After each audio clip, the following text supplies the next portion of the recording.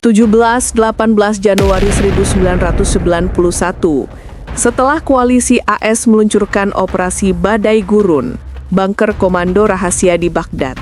Serangan dimulai dengan rudal jelajah Tomahawk dan pesawat siluman F-117 Nighthawk. Pilot F-117 di kokpit mengunci target. Eagle One, senjata terkirim. Bingo Fuel, bahan bakar cukup, kembali. Pilot F-117 ke koalisi. Baghdad sudah terang benderang, pertahanan udara aktif, tapi tidak terarah. Target telah terkena, kerusakan tinggi. Listrik mati, tidak ada kabar. Apakah kita sedang diserang? Bagaimana kita bisa menghubungi kerabat di Basra? Mereka bilang, ini serangan ke pangkalan militer. Tapi kenapa rumah di seberang jalan itu hancur? Apakah pertahanan udara kita sudah hancur?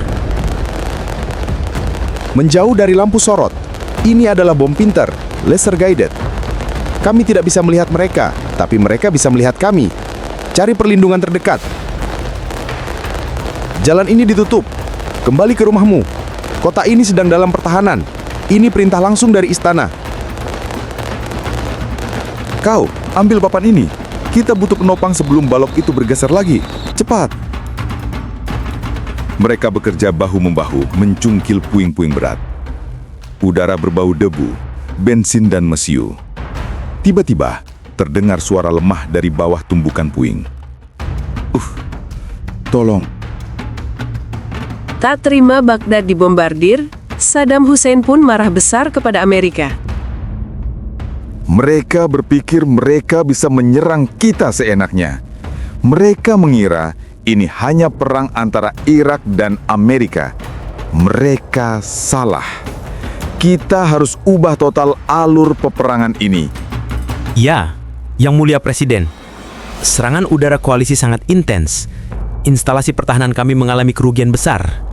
Bagaimana instruksi untuk serangan balasan?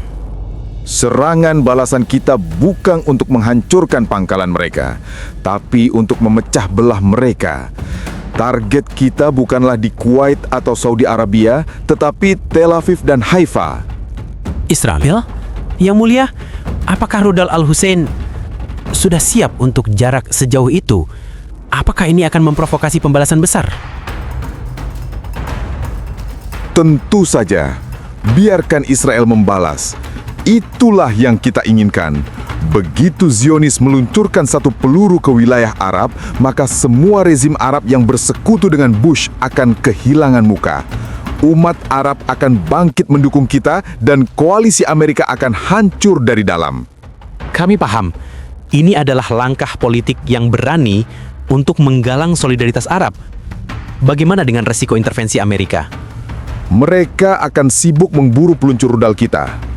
Prioritas tertinggi, jaga kerahasiaan peluncur mobil kita, terus pindahkan mereka, dan pastikan rudal-rudal itu diluncurkan secara berkala ke Israel.